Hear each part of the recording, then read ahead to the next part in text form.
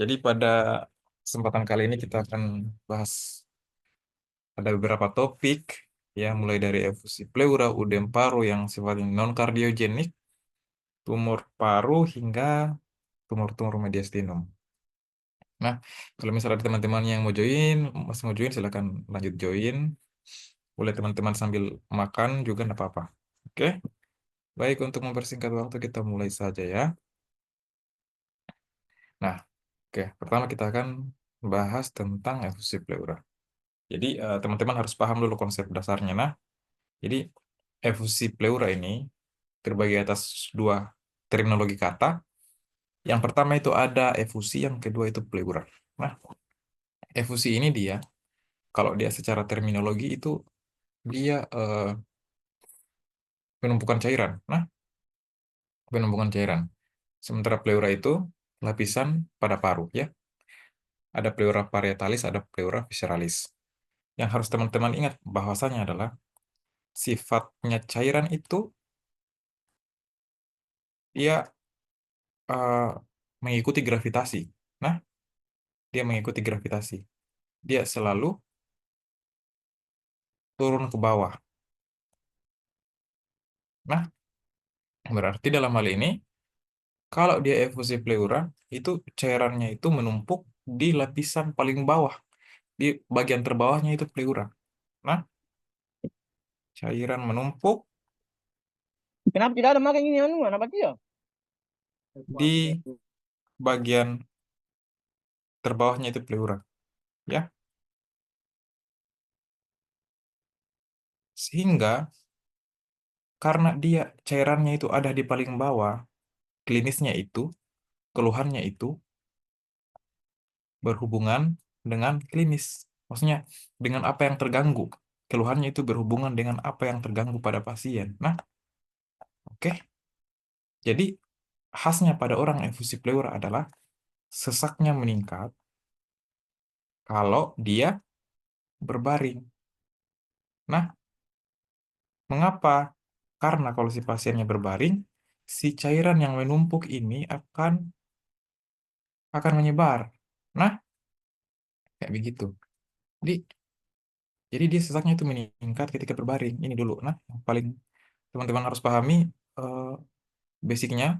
Kalau cairan itu sifatnya dia berada di tempat yang paling bawah, sehingga dalam hal ini kalau misal dia efusi pleura, maka cairannya itu akan menumpuk di bagian paling bawahnya lapisan pleura. Sehingga ketika pasien berbaring, maka keluhan sesaknya itu akan meningkat. Nah, ini yang membedakan si pasien ini dengan sesak yang diakibatkan oleh sakit jantung. Ya, kalau sakit jantung itu biasa sesaknya dia bukan meningkat karena berbaring, tapi karena beraktivitas. Nah, itu dulu yang pertama.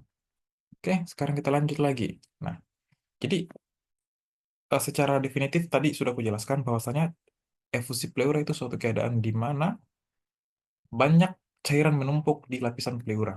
Dia berada pada lapisan yang paling bawah. Toh, kenapa? Karena tadi dia mengikuti gravitasi. Nah, jadi normalnya itu rongga pleura itu dia 0,3 ml per kilogram berat badan.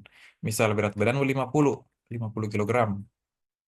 Berarti normalnya kalau dia 0,3 ml per kilogram berat badan, normalnya itu cairan pleura yang ada sama kau itu minimal 15 mili.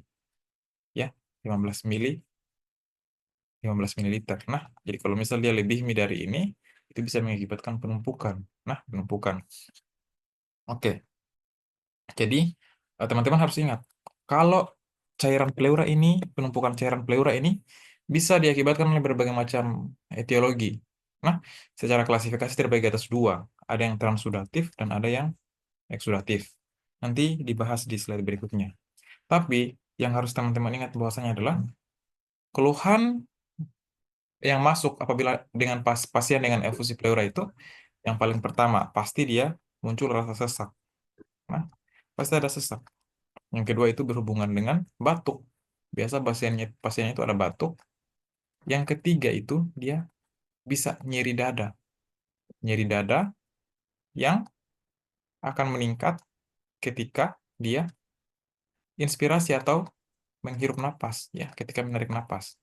Nah, ini dulu keluhan yang teman-teman harus ingat. Nah, Oke, kita next lagi, nah.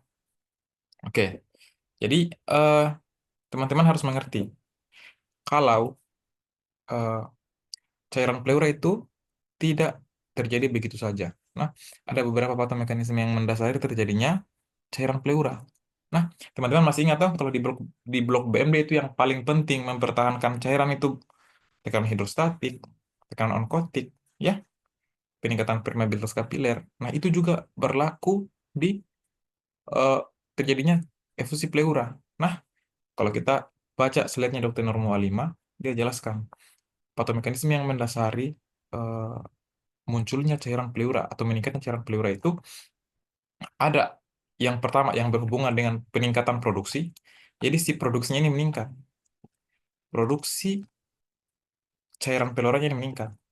Ya, yang kedua adalah kemampuan absorpsi yang menurun. Nah, kemampuan absorpsi yang menurun. Di artinya apa? Artinya absorpsi ini adalah penyerapan kembali. Aduh, penyerapan kembali. Nah, misal, misal cairan yang kau produksi itu misal 50 cc. Contoh ini nah 50 cc. Maka jumlah yang harus kau serap kembali adalah 50 cc juga. Kalau misal cairan yang kau produksi 50 baru yang kau serap itu 30, maka 20-nya ini akan menumpuk. 20 cc-nya akan menumpuk. Nah, kayak gitu. Oke. Nah, misalnya pada apa? Misal contoh, pembentukan cairan pleura yang meningkat. Misalnya terjadi pada pasien-pasien dengan atelektasis. Nah, kalau misal teman-teman tanya, dok, bagaimana itu gambaran X-ray-nya atelektasis? Atelektasis itu patokan tak. Kalau kita lihat atelektasis yang paling gampang itu perhatikan trakeanya. Ya, jadi atelektasis ini adalah suatu keadaan di mana trakeanya itu terdorong atau tertarik. Nah, misal ini kita lihat ada gambar paru, ya, gambar paru. Kan ini ada trakea di sini. Nah, kayak gini. Nah, patokan tak itu cara gampangnya kalau lihat dia ada atelektasis, lihat biasanya trakeanya itu tidak lurus. Nah, misal kayak gini, nah, gambar parunya, nah, ini. Ya, dia jadi kayak gini, jadi bengkok kayak gini, jadi kayak gini. Harusnya iya kayak gini. Harusnya dia lurus, maka pada atelektasis itu dia trakeanya tertarik atau terdorong. Itu juga beda. Kapan dia tertarik, kapan dia terdorong. Nah, angka pertama yang berhubungan dengan pembentukan cairan pleura yang meningkat. Satu, berhubungan dengan tekanan intrapleura. Tekanan intrapleura yang meningkat. Ini paling sering karena penyakit atelektasis. Dan atelektasis ini bukan penyakit primer dia. Nah, atelektasis ini dia sekunder. Ya, pasti ada sakit yang mendasari. Misal, pada pasien TB bisa terjadi atelektasis. Yang kedua, pada pasien-pasien dengan tumor bisa atelektasis. Yang ketiga, pada pasien-pasien pneumotoraks bisa atelektasis. Nah, ini bisa semua. Sehingga ini bisa mengakibatkan penurunan tekanan intrapleura. Biasanya, pada pasien TB ini berhubungan dengan radang kan, maka mekanismenya di sini yang mendasari kalau dia radang itu peningkatan apa? Permeabilitas kapiler yang ada di pleura. Toh, peningkatan permeabilitas itu bisa mengakibatkan penurunan tekanan intrapleura. Oke. Nah, selanjutnya adalah penurunan tekanan koloid osmotik. Nah, kalau kita bicara tentang koloid, teman-teman masih ingat toh? Koloid ini, koloid osmotik ini berhubungan dengan apa? Tekanan apa? Tekanan onkotik. Jadi, misalnya pada pasien-pasien hipoalbuminemia. Nah, ingat kalau misalnya dia berhubungan dengan onkotik itu berhubungan dengan albumin ya, berhubungan dengan protein albumin sama G ya. Jadi onkotik atau koloid ini merupakan hukum atau gaya yang menahan agar cairan itu tidak berpindah, tidak keluar ke ekstravaskuler. Nah, makanya ketika terjadi penurunan tekanan onkotik, maka cairan tersebut akan berpindah, berpindah dari dalam sel atau atau atau intravaskuler berpindah ke ekstra, ya, ekstravaskuler. Nah, sehingga itu juga bisa mengakibatkan terjadinya akumulasi cairan pada pleura. Nah, yang kedua itu ruptur ductus. Nah, ruptur ductus ini, kalau kita bicara tentang ruptur, terminologinya ruptur itu apa? Dia bocor ya, bahasa singkatnya dia bocor. Jadi ada namanya ductus thoracicus ini yang terletak di dekat dalam rongga toraks, dia bocor. nanti akan terakumulasi cairannya, itu yang disebut sebagai chilotoraks. Nah, jadi chilotoraks ini dia akan memberikan klinis mirip seperti efusi pleura. Tapi beda antara chilotoraks dan efusi pleura itu beda. Nanti dijelaskan di slide selanjutnya. Nah, kemudian hemotoraks. Hemotoraks ini kan dia berasal dari hemo, dan toraks. Hemo itu kan darah. Berarti dia diakibatkan oleh rupturnya pembuluh darah, ya. Pembuluh darah yang ada di sekitar pleura. Nah, kemudian mekanisme berikutnya yang mendasari itu adalah penurunan kemampuan absorpsi. Tadi aku jelaskan, antara produksi dan absorpsi itu harus seimbang. Kalau misal produksinya 50, baru absorpsinya cuma 20-30, maka sisanya itu akan menumpuk menjadi eh, apa? Efusi pleura. Nah, mekanisme yang mendasarinya apa? Satu, dia bisa karena obstruksi sistem limfa. Dia tersumbat aliran limfenya. Bisa diakibatkan oleh apa? Misal ada penekanan massa, oleh tumor, ya. Jadi ingat, eh, obstruksinya itu paling sering diakibatkan oleh penekanan massa, oleh tumor. Ini mirip-mirip dengan patogenesis yang mendasari pada penyakit filariasis. Hanya saja bedanya, kalau filariasis itu dia karena karena apa? Telur, karena nyamuk, atau karena parasit. Sementara pada efusi pleura paling sering diakibatkan oleh tumor, tumor yang menekan sistem pleura atau sistem limfatik sehingga cairannya merembes, ya. Berikutnya adalah peningkatan tekanan intravaskuler. Ya, teman-teman ingat, tekanan intravaskuler itu dia berhubungan dengan apa? Dengan tekanan hidrostatik, ya. Berarti kalau dia hidrostatik itu berhubungan dengan penyakit-penyakit jantung. Jadi teman-teman harus ingat kalau dia jantung itu bisa bikin efusi pleura juga. Nah, kayak gitu. Oke. Nah, ini yang paling penting juga. Eh, Secara klasifikasi pembagiannya efusi pleura terbagi atas dua, ya. Ada yang transudat, ada yang eksudat. Ini contoh-contoh etiologinya.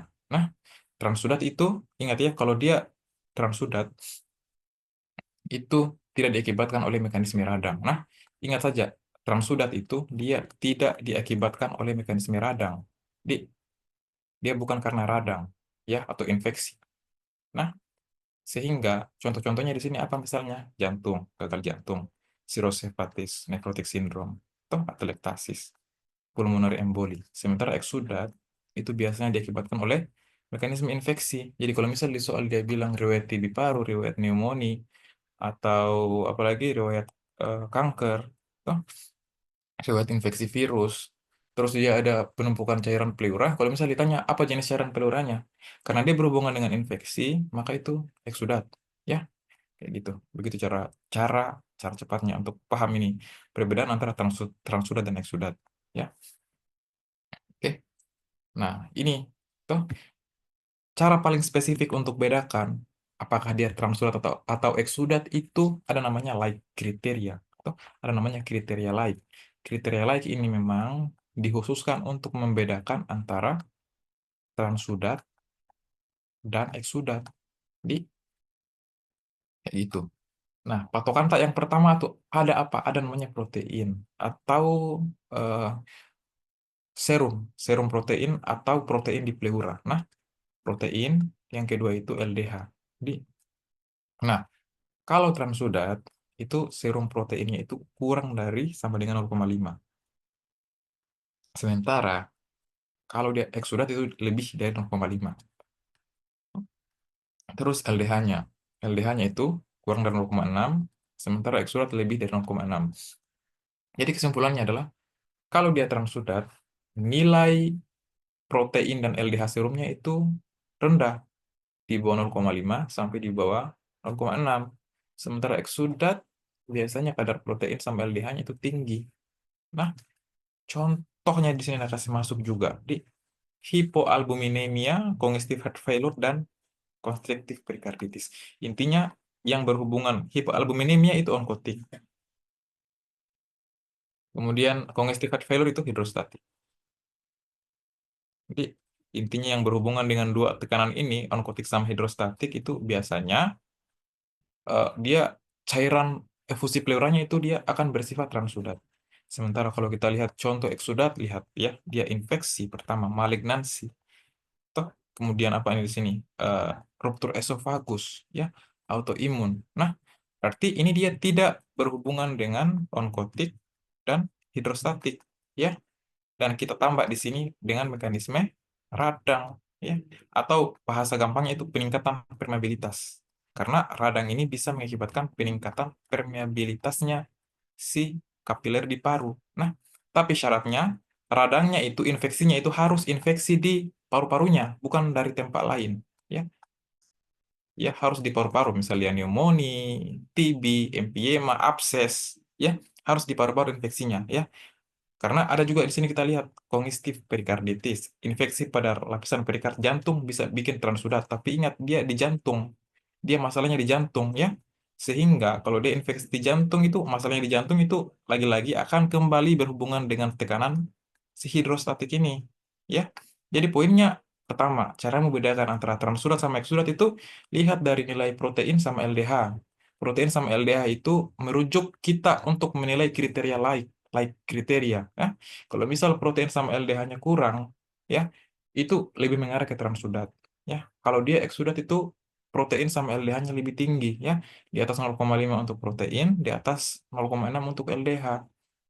Ya, terus ingat lagi, kalau misal kau lupa, apalagi itu di bagaimana cara tak bedakan antara transudat dan eksudat, selain kita lihat protein dan LDH, ingat kau saja lagi, patomekanisme yang mendasari. Pada transudat, itu patomekanisme yang mendasari itu dia berhubungan dengan tekanan onkotik sama hidrostatik. Sementara eksudat itu biasanya tidak berkaitan dengan onkotik atau hidrostatik, namun lebih berhubungan dengan mekanisme radang yang terjadi pada paru itu sendiri. Ya, dia harus di paru, misal TB, pneumonia, atau keganasan, atau malignansi, atau ruptur esofagus, ya, kayak gitu. Nah, oke. Nah, ada penjelasannya di bawah. Oke, jadi di sini berdasarkan definisi, efusi pleura transudatif itu diakibatkan oleh tekanan yang berhubungan dengan gangguan pada hidrostatik dan onkotik. Ya, ini yang paling penting ini dua, hidrostatik dan onkotik. Sementara efusi pleura eksudat itu diakibatkan oleh blokade blokade pembuluh darah, toh, misalnya, atau blokade pada vena limfe atau inflamasi, ya. Lagi-lagi inflamasi atau karena tumor, toh. Jadi kesimpulannya ingat, efusi pleura eksudatif itu tidak diakibatkan oleh hidrostatik atau narkotik, tapi lebih ke blokade, ya. Baik itu blokadenya karena tumor atau karena ada mekanisme infeksi pada paru itu sendiri. Nah, ingat Ki. Oke.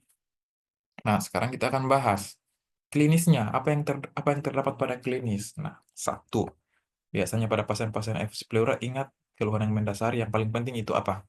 Sesak. Ya, jangan lupa sesak. Ya, teman-teman tadi sudah kujelaskan. Sifat alamiahnya cairan itu dia turun ke area yang paling rendah, ya, sehingga sesaknya ini akan meningkat kalau pasiennya itu berbaring. Ada yang tanya, kenapa Pak Dok? Kenapa bisa berbaring? Karena sifat cairan itu dia merembes, maksudnya dia menyebar. Ya, kalau misal dia menyebar, dia bisa menekan, menekan apa? Menekan seluruh permukaan paru, ya, seluruh paru, sehingga akan mudah untuk sesak. Bayangkan Mi, mana yang lebih sesak? Dia ditek kalau dia berdiri. Nah, kalau dia berdiri itu pasti dia cuma bagian bawahnya doang. Misalnya yang ini. Ini doang toh. Masih ada lah paru bagian atasnya lah bisa pakai untuk bernapas. Tapi kalau misal dia baring dia bisa lebih menyebar cairannya. Bisa menekan. Makanya dia sesaknya itu meningkat saat pasien itu berbaring. Tuh. Terus keluhannya itu yang lain adalah batuk sama tadi nyeri dada. Sorry. Nyeri dada saat inspirasi, dia menarik nafas itu agak sakit, ya. Terus apalagi keluhan klinis yang dipengaruhi oleh penyakit yang mendasari. Nah, mau lagi ingatkan teman-teman, kalau misalnya ini efusi pleura itu dia tidak berdiri sendiri. Dia ini efusi pleura sebenarnya tidak bisa dikatakan sebagai diagnosis. Dia itu gejala. Pasti ada penyakit primernya. Nah, lagi-lagi ingat penyakit primernya, apakah dia karena TB, atau karena gagal jantung, atau karena penyakit-penyakit yang lain, misal pneumonia, atau karena sumbatan pada limfe, itu bisa saja semuanya. Nah, bisa. Oke, yang jelas ini efusi pleura itu tidak dia bukan penyakit yang berdiri sendiri, pasti ada yang mendasari. Contoh, misal pada efusi pleura yang sifatnya transudatif, Tadi yang transudatif itu misalnya sakitnya apa? Misalnya tadi gagal jantung. Ya, bisa gagal jantung. Atau misal hipoalbuminemia, ginjal. Bisa. Ya, toh. Terus yang eksudatif, contohnya apa yang eksudatif? Misal didasari oleh mekanisme radang, kayak misal TB paru. Oke, jadi kalau misal teman-teman jadi dokter, terus ada gambaran X-ray, ada gambaran efusi pleura, ingat, efusi pleura itu tidak berdiri sendiri. Teman-teman harus cari penyakit apa yang mendasari, kenapa bisa pasien ada efusi pleuranya. Ya, entah itu mungkin dia lagi berobat 6 bulan TB, entah itu dia disertai penyakit jantung. Jadi, tugas kita untuk cari tahu apa penyakit primernya. Ya, kayak gitu. Oke, kemudian, ya, kemudian inspeksi juga ini paling penting ya inspeksinya. Teman-teman, pemeriksaan fisik maksudnya. Ada inspeksi, palpasi, perkusi, dan si auskultasi ini. Inspeksinya kita lihat. Biasanya pada pasien-pasien dengan efusi pleura masif itu pernapasannya tidak simetris, ya, dia tidak simetris. Nah, biasanya daerah yang ada cairannya itu tertinggal, ya, dia tertinggal. Toh kayak gitu. Terus kalau misalnya kita palpasi, biasanya vokal fremitusnya itu melemah atau menghilang. Ke- Kalau teman-teman tanya bagaimana lagi itu dok caranya kita melakukan pemeriksaan vokal fremitus, teman-teman raba di bagian belakang, terus teman-teman suruh bilang 77, 99 itu pemeriksaan vokal fremitus. Normalnya orang yang tidak memiliki efusi pleura itu normalnya dia getarannya itu getaran setelah dia bilang 99 atau 77 itu bakal sama, bakal lebih nyaring, bakal bergetar. Tapi pada pasien dengan ada akumulasi cairan pada pleura, itu getarannya kurang. Ya, biasanya kurang kalau misal efusi pleuranya di sebelah kiri, maka getarannya itu lebih sedikit kita rasa yang di sebelah kiri dibanding yang sebelah kanan. Oke, kayak gitu. Terus kalau misal di perkusi, teman-teman pasti tahu. Kalau misal orang dengan efusi pleura, pasti kalau di perkusi itu akan terdapat suara redup. Redup ini merupakan tanda dia ada cairan ya. Kalau dia pekak biasanya itu ada tumor, biasa pekak. Kalau redup itu biasa isi cairan. Terus kalau misal teman-teman tanya apa paling normalnya dok kalau misal kita perkusi toraks, normalnya itu apa, dia sonor. Nah, sonor ini tanda dia ada udara di dalamnya, ya udaranya tapi dalam batas normal. Tapi kalau misal dia udaranya berlebih, udaranya banyak,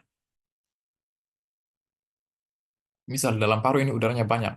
Contoh pada kasus-kasus pneumotoraks, maka teman-teman akan dapatkan perkusinya itu apa? Hipersonor, ya, hipersonor. Nah, gitu. Ya, sementara pada efusi pleura itu akan didapatkan suaranya redup kalau di perkusi, ya. Terus auskultasinya itu akan didapatkan suara nafasnya melemah. Kenapa bisa melemah? Karena tadi parunya yang ada cairan itu dia tidak mengembang dengan sempurna, sehingga kok akan mendengarkan suara napas yang berkurang, artinya melemah. Ya, kayak gitu. Oke. Terus, kalau misalnya ditanya, dok, apa gambaran X-ray toraksnya ini, fusi pleura, yang paling penting adalah ini, sudut costophrenikusnya itu tumpul. Kalau teman-teman tanya, dok, yang mana itu sudut costophrenikus? Yang ini sudut costophrenikus. Jadi normalnya itu sudut costophrenikus ini tajam kayak gini ya, tapi ingat, pada pasien pleura, dia kayak gini, efusi pleura kayak gini. Dia tumpul, ya. Ini isinya semua cairan. Ya, kenapa di bawah? Kenapa bukan di atas? Ya jelas harus di bawah karena cairan itu dia tidak tidak mengapung di udara, dia di bawah. Toh, jadi kalau misal teman-teman dapatkan gambaran kayak kayak begini di atas, ya jelas sekali itu bukan efusi pleura, ya karena tidak ada cairan yang mengambang. Entah itu dia bisa pneumonia, atau entah itu dia atau TB, ya. Tapi kalau di apex itu paling sering TB. Kalau di bawah itu dia paling sering efusi pleura. Nah, tapi pada kasus tertentu, misal pada pasien dengan kardiomegali, besar sekali jantungnya, kayak gini. Ini agak sulit dibedakan antara kardiomegali atau efusi pleura, khusus yang sebelah kiri. Nah, karena mirip gambarnya, dia sama-sama tidak jelas. Ada gambaran perselubungan homogen, sama-sama itu. Nah, itu tugas kita untuk cari tahu, ya, kayak itu. Ingat ya, jangan lupa kalau misalnya di soal dia bilang gambaran X-ray toraks didapatkan sudut costophrenikusnya itu tumpul, toh, atau dia mendatar, atau dia tumpul, oh, berarti itu arah-arahnya di efusi pleura. Karena normalnya pada pasien efusi pleura, pada pasien normal itu sudut costophrenikus itu harusnya dia tajam. Nah, kayak gitu. Terus ini ingat, ada di sini dia bilang pendorongan trakea ke arah yang sehat. Toh, toh dia trakeanya terdorong ke arah yang sehat. Tadi apa ini yang dimaksud dengan trakea terdorong ke arah yang sehat? Ini namanya atelektasis. Nah, jadi ingat Ki, biasanya pada kasus-kasus tertentu antara efusi pleura dengan atelektasi itu terjadi secara bersamaan. Toh, tapi ingat lagi-lagi gue ingatkan itu bukan merupakan penyakit primernya, itu sekunder. Pasti dia ada penyakit awal yang mendasari. Entah itu biasanya paling sering pada pasien-pasien TB paru. Nah, pasien-pasien TB paru yang sudah berkomplikasi ke efusi pleura itu biasanya ada atelektasis. Ciri khasnya dia trakeanya itu terdorong ke arah yang sehat. Ya, misal ini ada cairan. Ini trakea toh? Ini kan normal ini trakea. Dia lurus kayak gini, tidak ada atelektasis ini. Pada pasien-pasien dengan atelektasis, dia kayak gini, bengkok begini. Nah, ini kan yang hitam-hitam gini toh, dia bengkok kayak gini. Nah, itu namanya atelektasis. Dia terdorong ke arah yang sehat. Sementara pada pasien-pasien dengan tumor, biasanya tumor paru, itu dia tertarik. Dia tertarik ke arah yang sakit. Dia kayak gini. Dia bukan bukan kayak gini, dia tertarik. Nah, pada pasien infusi pleura dia terdorong, pada pasien-pasien tumor paru dia tertarik biasanya kalau ada atelektasis. Nah, ingat ya, kayak gitu. Oke, ingat gambarannya itu perselubungan homogen, ya. Efusi pleura itu gambarannya perselubungan homogen. Perselubungan homogen di bagian bawah paru, ya. Dengan gambaran sudut costophrenikusnya menumpul, tumpul. Sementara pada pasien-pasien TB atau pneumonia, kalau TB sama pneumonia dia mirip sama. Bilang saja bercak berawan, ada gambaran bercak berawan di apex sebelah kanan, ya. Atau misal apalagi infiltrat sama, konsolidasi juga sama. Tapi kalau pada efusi pleura itu biasanya kami sebutnya perselubungan homogen, ya. Karena gambar warna putihnya, gambar opaknya itu hampir sama semua, makanya homogen. Toh, homogen kan artinya sama, inhomogen itu baru beda gambarnya. Ya, kayak gitu. Nah, terus kalau misalnya ada yang tanya, dok, apa obatnya? Obatnya pertama adalah obati sakit yang mendasari. Kalau bisa lihat TB, suruh minum obat 6 bulan, ya, OAT 6 bulan. Nah, baru untuk selanjutnya baru dilakukan fungsi pleura.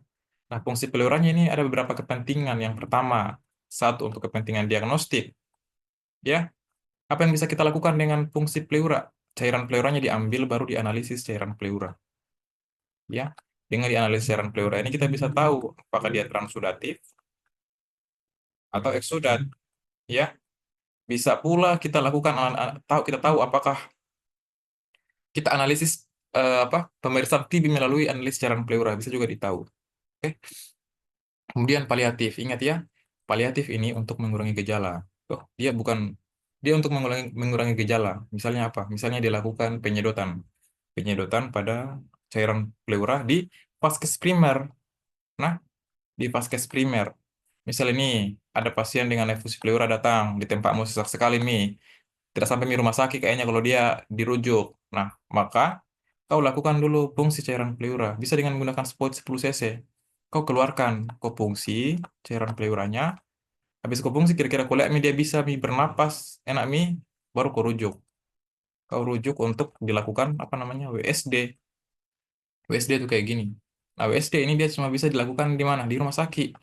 Di nggak bisa kita lakukan WSD di puskesmas atau di vaskes awal. Nah, vaskes primer. Jadi ya kayak gitu. Nah, ingat ke terminologinya ya. Kalau saya bilang vaskes primer itu artinya atau vaskes awal itu artinya puskesmas, puskesmas atau klinik, ya klinik pertama. Kalau saya bilang vaskes lanjut, vaskes lanjut itu artinya ya rumah sakit. Nah, jadi kalau misalnya ada pasien datang dengan kau di vaskes primer, terus dia dengan efusi pleura dan sesak, hal yang bisa kau lakukan itu paliatif ini. Kau kurangi gejalanya dengan kau sedot pakai alat-alat yang seadanya, misal dengan spoid 10 cc. Kau keluarkan. Apa? Terus kalau misal bisa dia bernapas, bisa kau rujuk ya ke rumah sakit. Nah, kayak itu. Terus ada namanya istilah namanya pleuroridesis. Pleuroridesis ini adalah suatu prosedur digunakan untuk menghilangkan rongga pleura.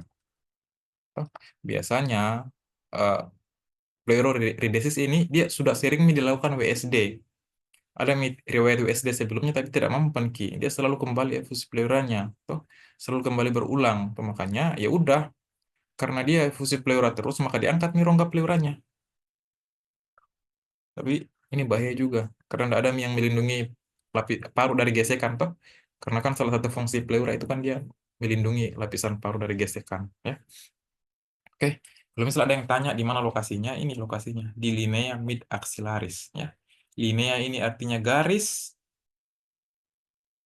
mid ini artinya tengah, atau medio, axilar ini ketiak. Berarti kau tusuk itu di garis tengah-tengah ketiak, linea mid axillaris di ICS 5, 6 atau 7. Ya, biasanya orang di ICS 5. Ya, tapi kalau misal kau rasa-rasa dia lapisan cairan pleuranya itu tidak setinggi ICS 5, misal setinggi ICS 6, maka kau tusuk di ICS 6. Itu gunanya pentingnya untuk melakukan pemeriksaan fisis yang baik tadi, ya. Di titik mana kau dapatkan dia pekak, di titik mana eh, kau rasakan fremitusnya melemah, ya. Jadi butuh pemeriksaan fisis yang baik, ya. Oke, kita next lagi. Nah, sekarang kita bahas yang lainnya. Jadi ada beberapa keluhan yang sebenarnya mirip sekali dengan efusi pleura. Agak sulit dibedakan kalau dari pemeriksaan fototoraks. Ya, pertama ada empiema, kemudian ada silotoraks, dan ada hematotoraks. Ya, empiema ini dia suatu keadaan di mana ada pus. Pus ini artinya nanah. Nanah dalam rongga pleura. Ya, dia ada nanah di rongga pleuranya. Oke, yang paling khas itu apa? Kalau teman-teman ingat, kalau teman-teman dapat kata air fluid level ini biasanya air fluid level pada gambaran X-ray ini biasanya isinya pus atau nanah. Entah itu dia empiema atau entah itu dia abses paru. Ini mirip, ya. Intinya kalau ada gambaran air fluid level itu dia isinya nanah. Entah itu dia empiema ataukah itu dia abses paru. Antara empiema dan abses paru ini serupa tapi tidak sama. Ada beberapa perbedaan yang harus teman-teman tahu. Nah, kalau misalnya ditanya klinisnya, apa-apa klinisnya? Bisa demam, nyeri dada, batuk, ya, sesak, ya. Intinya klinisnya itu hampir sama dengan efusi pleura, agak sulit dibedakan, ya. Tapi kalau misalnya dilakukan pemeriksaan WBC, WBC-nya itu meningkat, ya, dia meningkat, ya. Terus biasanya ini dia jenisnya itu dia bersifat eksudatif, ya, karena tadi aku bilang didahului oleh mekanisme radang. Tuh.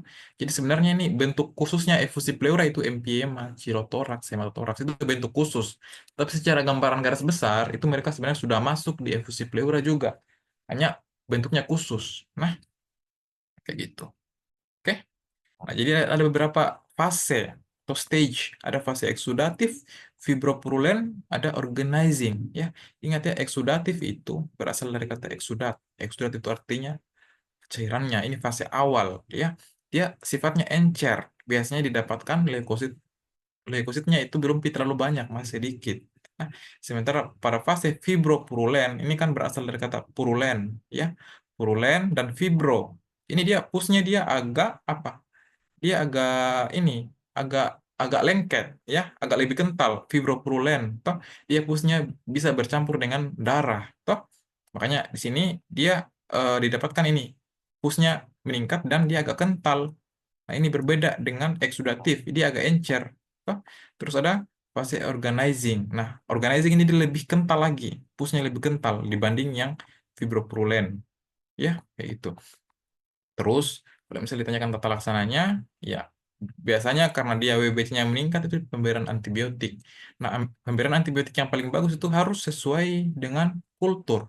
Jadi, jadi sebenarnya itu di kultur ini untuk ditahu dia jenis bakterinya itu apa, ya, jenis bakterinya apa. Oke. Ya, apakah dia bakteri aerob, anaerob, gram negatif atau gram positif. Kalau misal sudah dapat jenis bakterinya, baru dikasih antibiotik yang sesuai. Tapi kalau misal dia belum pi di kultur, kita kasih antibiotik yang biasanya diberikan itu adalah golongan obat-obat yang ini yang metronidazole atau bakteri-bakteri anaerob ya. Karena memang secara epidemiologi kalau misal ada pus itu paling sering bakterinya dia bakteri anaerob ya. Entah itu sembarang, entah itu pusnya ada nanah di kaki kita, nanah di kaki atau misal ada luka yang bernanah, biasanya itu etiologinya dia bakteri anaerob ya. Kalau misal teman-teman dapat mikes misal lagi bertugas terus ada minanah itu lukanya, teman-teman berikan tambahan antibiotik metronidazole karena biasanya kalau dia muncul minanah itu bakterinya anaerob. Begitu pula di paru, kalau misal parunya itu berisi nanah, biasanya bakterinya itu anaerob ya, dikasih juga metronidazole ya. Gitu. Terus tindakannya apalagi sama lagi WSD ya, pasti di WSD ya. Intinya semua jenis yang ada cairan di paru-paru itu, di pleura itu, dia harus dikeluarkan dengan cara WSD ya. Tidak bisa keluar cairannya itu kalau tidak di WSD ya. Pemberian antibiotik itu hanya untuk menghilangkan bakterinya, mengurangi jumlah bakteri. Dia tidak untuk menyembuhkan penyakit. Nah, kayak gitu. Terus kita bahas lagi chilotoraks. Nah, chilotoraks ini dia suatu keadaan di mana ada apa? Cairan limfe. Dia ada cairan limfe di lapisan pleuranya, di paru-parunya ya, di lapisan pleura. Nah, kalau misal dia emphysema dia pus, kalau chilotoraks dia itu cairan limfe. Biasanya diakibatkan oleh robeknya ductus thoracicus. Nah, jadi ductus thoracicus itu kalau teman-teman buka anatomi dia memang berdekatan dengan paru-paru ya. Jadi kalau misal dia robek itu ductus thoracicus, cairannya itu bisa merembes di paru-paru. Nah, kayak gitu. Nah, biasanya kalau misal kita lakukan analisis cairan pleura pada chilotoraks ini, biasanya kita akan dapatkan lemaknya meningkat ya, mulai dari kolesterol, kilomikron, trigliserida. Nah, kayak gitu. Nah, jadi karena dia biasanya kita dapatkan peningkatan komposisi lemak, maka salah satu faktor risiko yang bisa meningkatkan kejadian chilotoraks ini adalah konsumsi makanan berlemak. Jadi biasanya orang-orang yang mengkonsumsi makanan berlemak itu saat terjadi chilotoraks mereka akan lebih tinggi predileksinya bisa kena chilotoraks ya, karena itu salah satu faktor risikonya. Terus ada juga namanya pseudochilotoraks atau chiloform. Nah ini dia mirip, dia juga apa juga ada cairan limfe, tapi dia bukan karena kerusakan ductus thoracicus. Toh, dia etiologi yang lain. Nah, jadi perbedaan antara pseudochilotoraks sama chilotoraks itu adalah kalau chilotoraks dia cairan limfe karena adanya robeknya ductus thoracicus, sementara pseudochilotoraks itu dia bukan karena robeknya ductus thoracicus, dia karena etiologi yang lain ya. Terus klinis, keluhannya itu pasti berhubungan dengan efusi pleura ya. Semua jenis cairan tidak membeda-bedakan entah itu dia emphysema, chilotoraks, pseudotoraks, pasti keluhannya mirip dengan efusi pleura secara umum ya. Terus yang paling khas apa? Produksi cairan meningkat jika terjadi peningkatan konsumsi lemak. Jadi ini tadi aku bilang, kalau misalnya meningkat konsumsi lemak tak, maka bisa meningkat juga produksi anunya, chilotoraksnya. Nah, kayak gitu. Terus biasanya didapatkan riwayat keganasan atau limfoma maligna. Atau penunjangnya itu pertama dengan X-ray toraks, tentunya mirip dengan efusi pleura, didapatkan sudut sudut kostoferengus juga bisa menumpul ya. Terus yang lain apa yang paling penting? Kadar anunya trigliseridnya tinggi. Toh, tadi kan lemak berhubungan dengan lemak. Toh, terus albuminnya tinggi dan proteinnya tinggi. Ya, kayak gitu. Oke, berarti kalau misalnya dia proteinnya tinggi, berarti ini dia termasuk dalam golongan eksudatif juga. Ya, kayak gitu. Nah, oke. Tata laksananya sama dengan USD, dia terendah lemak, trakotomi. Ya ini sifatnya untuk terapeutik, ya, untuk tata laksana. Tapi ingat, eh, sebenarnya ini bukan kompetensi tak. Teman-teman harus tunduk saja apa nama tindakannya. Nah, oke, kalau misal dia ada curiga karena keganasan, maka terapinya itu bisa dengan terapi radiasi. Ya. Terus yang berikutnya itu ada hemotoraks. Teman-teman harus ingat terminologinya. Hemotoraks itu artinya dia hemo dan toraks, artinya ada rongga, ada darah di dalam rongga pleura. Di Kalau misalnya ditanyakan klinisnya apa, biasanya karena robeknya pembuluh darah di sekitar pleura. Ya, terus kalau misal klinis, ya pasti tidak jauh beda dengan infusi pleura yang lain. Nah, tapi khasnya adalah kalau misal dia karena darah, pasti didapatkan Hb-nya rendah. Toh, intinya semua jenis perdarahan, mau itu perdarahan di luar toraks atau di dalam rongga toraks, kalau dia ada perdarahan, pasti kalau kita cek Hb, pasti Hb-nya rendah. Nah, ini nih yang paling khas, yang paling membedakan ya. Kalau misal teman-teman dapat soal, terus dia bilang HB-nya rendah, oh kemungkinan besar itu dia ada kehilangan banyak darah. Nah, yang bahayanya adalah kalau dia perdarahannya di dalam, di toraks atau misal di dalam rongga abdomen, karena tidak kelihatan. Tuh, makanya salah satu patokannya itu lihat HB-nya. HB rendah itu merupakan salah satu petunjuk kalau bisa jadi ada perdarahan di dalam rongga organ tubuh. Ya, kayak gitu. Nah, terus etiologinya bisa karena traumatik, iatrogenik hingga neoplasma. Toh, iatrogenik ini tindakan-tindakan prosedural kayak misal operasi, pembedahan itu iatrogenik. Neoplasma ini karena keganasan, entah itu dia tumor atau keganasan yang lain, ya. Terus kalau misal ditanyakan tata laksananya, lagi-lagi obati penyakit yang mendasari dan dilakukan ini WSD ya. Intinya kalau misal dia ada cairan, semua jenis cairan tidak peduli apa, kalau dia ada cairan di rongga pleura, pasti terapinya harus di USD. Teman-teman harus ingat USD lokasinya di mana? Yang paling sering itu di 567 linea mid aksilar ya. Kayak gitu. Oke. Nah, ini perbedaannya tadi. Tadi chilotoraks itu gambarannya dia kayak susu. Jadi, nah ini nih chilotoraks tadi diakibatkan karena rupturnya limfe ya. Kemudian klinisnya kan sama. Nah, dia lihat Ki. Ini gambaran perselubungan homogen. Costophrenicusnya tumpul. Toh agak sulit dibedakan. Terus kita lihat MPMA. MPMA ini isinya pus. Di MPMA ini isinya pus. Tadi yang aku bilang ciri khasnya MPMA itu ada gambaran air fluid level. Kadang-kadang bisa memberikan gambaran air fluid level. Ya, air ini artinya apa? Air ini udara. Fluid ini apa? Fluid ini cairan. Toh, teman-teman ingat, udara itu gambarannya apa? Gambaran densitasnya. Dia lucent. Lucent itu artinya apa? Dia hitam.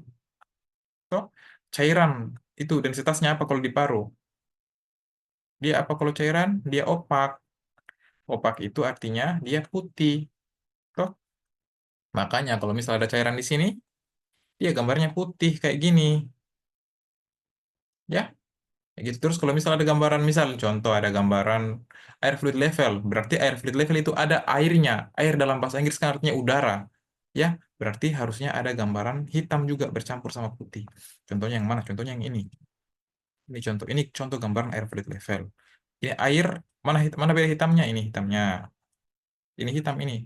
Ini namanya airnya atau udaranya. Terus kalau misalnya tanya yang mana fluidnya? Fluid tadi kan densitasnya dia kan opak, warna putih. Ini semua ini opak, putih. Ya, ini opaknya ini. Nah, ini yang disebut sebagai gambaran air fluid level. Ya, jadi gitu. Nah, teman-teman harus paham apa yang dimaksud dengan air fluid level. Ya, teman-teman ingat-ingat lagi. Kalau dia udara itu gambarnya eh, hyperlucent, radiolucent itu hitam. Kalau dia cairan itu gambarnya itu dia radio opak, toh hiper radio opak, ya, dia radio opak lah yang jelas. Kalau hiper itu biasa logam. Terus kalau misalnya ditanya organ jantung misalnya apa, jantung itu intermediate, dia agak agak gelap tapi tidak putih sekali. Nah, oke, kita next lagi. Nah, ini contoh tadi gambarannya hematotoraks. Nah, dia terisi darah ini. Nah, kayak gitu. Nah, terus tadi tadi sempat kujelaskan perbedaan antara abses sama emfyema, ya. Agak beda, agak serupa tapi beda, ya. Persamaannya apa? Kalau misalnya ditanya dok apa samanya itu emfyema sama abses, abses paru, persamaannya adalah dia sama-sama nanah, tapi ada sedikit perbedaan. Pertama, kalau dia abses, dia sama-sama ada gambaran. Ingat ya, antara abses sama emfyema tadi kujelaskan dia sama-sama ada gambaran air fluid level. Tapi ada tapinya, ya ada tapinya. Tapi bedanya adalah kalau pada abses itu air fluid levelnya itu round, artinya dia bulat. Jadi contohnya, ini contohnya. Nah, ini air fluid level ini, ya, ini fluidnya. Mana levelnya? Ini level, ini airnya, ini udaranya, ini air, ini udaranya, toh dia hiperlusen. Terus mana levelnya ini? Fluidnya, level lagi. Fluidnya ini, fluidnya yang putih. Toh dia bulat, toh dia round, bulat berbentuk koin berbatas tegas. Toh dia dikelilingi oleh apa? Oleh fluid. air fluid level. Dia hitam, gambaran kayak bola hitam di tengah dikelilingi oleh gambaran putih. Nah, ini nih air fluid levelnya kalau abses, toh dia berbentuk seperti koin. Sementara air fluid levelnya empiema itu dia bentuknya biconvex. Ya mana contohnya? Nah, ini nih, ini airnya, ini fluidnya yang putih. Toh dia bentuknya kayak gini. Tapi sama-sama ada air, ada udara, ya. Maksudnya ini air dalam bahasa Inggris, nah jangan samakan air bahasa Inggris sama air bahasa Indonesia. Kalau air bahasa Indo kan air, kalau air bahasa Inggris kan udara, ya, kayak gitu. Terus yang paling khas apalagi pada gambaran ini, pada gambaran CT scan, toh, jadi chest wall angle, sudutnya itu acute. Acute ini artinya apa? Acute ini kalau terminologi bahasa Inggris itu artinya dia sudutnya itu lancip. Sementara kalau dia empiema itu sudutnya itu tumpul, obtuse. Obtuse itu artinya tumpul. Contohnya apa? Contoh ini. Ini nah, ini gambarnya ini. Ini sudutnya apa ini? Ini sudutnya apa? Ini kan lancip ini. Sementara pada empiema itu dia lebih, ini tuh contoh, dia lebih tumpul sudutnya. Ya, kayak gitu. Oke. Terus dari segi tata laksana ini beda ya. Tata laksananya kalau dia abses paru itu dia antibiotik 4 sampai 6 minggu. Nah, kalau dia empiema itu harus di drainase. Drainasenya dengan apa? Lagi-lagi dengan WSD. Ya. Jadi kesimpulannya di slide ini apa dok, apa perbedaannya antara abses sama empiema, abses paru? Ya, mirip tapi ada perbedaan. Perbedaannya itu yang paling khas, lihat gambar ada kavitas. Kavitas air fluid levelnya itu dia berbentuk seperti koin bulat. Sementara empiema dia biconvex. Nah, yang jelas sama-sama ada air fluid level. Oke, begitu. Oke, sekarang kita akan bahas udem-udeman ya, udem paru yang bersifat non kardiogenik. Nah, pertama. Jadi udem ini artinya adalah akumulasi cairan. Udem itu artinya adalah akumulasi cairan. Nah, paru yang bersifat non kardiogenik artinya tidak diakibatkan oleh sesuatu yang berhubungan dengan jantung, ya. Nah, kayak gitu. Teman-teman ingat lagi, hukum keseimbangan cairan Starling force itu berhubungan dengan hidrostatik dan onkotik. Kalau dia non kardiogenik, itu ini semua bagannya. Nah, ingat, kalau misalnya ditanya, apa patogenesis yang mendasari terjadinya UDM non kardiogenik? Ada berbagai macam, ya. Ini satu, high altitude. High altitude ini artinya apa? Misal seseorang lagi di posisi yang tinggi, tempat-tempat yang tinggi, penurunan tekanan. Yang kedua apa? Penurunan tekanan onkotik. Yang ketiga apa? Penggunaan heroin, obat-obatan kayak opioid, obat-obatan terlarang, kemudian inhalasi, kemudian capillary leak, bocornya kapiler. Toh berarti kalau misalnya dia bocornya kapiler ini berhubungan dengan apa? Dengan peningkatan apa? Permeabilitas membran kapiler, ya, permeabilitas membran kapiler. Jadi, oke. Nah, di sini yang teman-teman harus sadari adalah ada satu yang tidak berhubungan dengan mekanisme mekanisme terjadinya udem paru yang non kardiogenik, yaitu berhubungan dengan peningkatan tekanan intravaskuler atau hidrostatik. Jadi, karena intravaskuler atau hidrostatik ini dia punyanya udem paru yang bersifat kardiogenik, ya. Jadi kesimpulannya adalah udem paru non kardiogenik itu bisa diakibatkan oleh apa saja kecuali berhubungan dengan peningkatan tekanan intravaskuler atau peningkatan tekanan hidrostatik. Sisanya itu bisa mengakibatkan udem paru yang bersifat non kardiogenik. Nah, itu kesimpulannya. Oke, kemudian kita lanjut lagi. Beberapa penyebab terjadinya peningkatan permeabilitas membran kapiler pada udem paru non kardiogenik. Ini satu, limfatik, yang kedua tidak diketahui. Limfatik di sini misalnya apa? Limfangitis atau keganasan. Ya, intinya kanker, keganasan, limfangitis itu berhubungan dengan terjadinya gangguan drainase limfatik. Kalau misalnya ada gangguan drainase limfatik itu bisa bikin terjadinya udem paru juga tersumpat atau tersumpat aliran limfenya. Nah, sementara etiologi yang tidak diketahui itu tadi yang aku jelaskan, high altitude pulmonary udem atau singkatannya itu HP. Jadi ini suatu penyakit high altitude pulmonary udem, ini udem paru yang diakibatkan oleh ketinggian. Jadi ada beberapa orang kalau naik gunung itu tidak cocok karena dia bisa udem paru, dia sensitif sama ketinggian. Yang ketiga, narkotik overdose. Toh, habis itu yang keempat, eklamsi, emboli pulmonal, infeksi paru. Toh, di sini tidak ada yang bilang mekanisme yang berhubungan dengan peningkatan tekanan hidrostatik, tidak ada. Ya, karena ini pengecualian. Dia hidrostatik ini punyanya udem paru yang bersifat kardiogenik. Nah, jadi ingat saja, selain hidrostatik itu semua masuk di non kardiogenik. Ya, kayak gitu. Terus udem paru yang paling sering yang dengan non kardiogenik itu contohnya apa? ARDS, akut respiratory distress syndrome. Nah, ini ARDS ini banyak sekali etiologinya yang mulai dari apa? Pneumonia, sepsis itu bisa bikin ARDS semua, ya. Gagal napas akut. Nah, kayak gitu. Oke, ini contoh lagi, ya.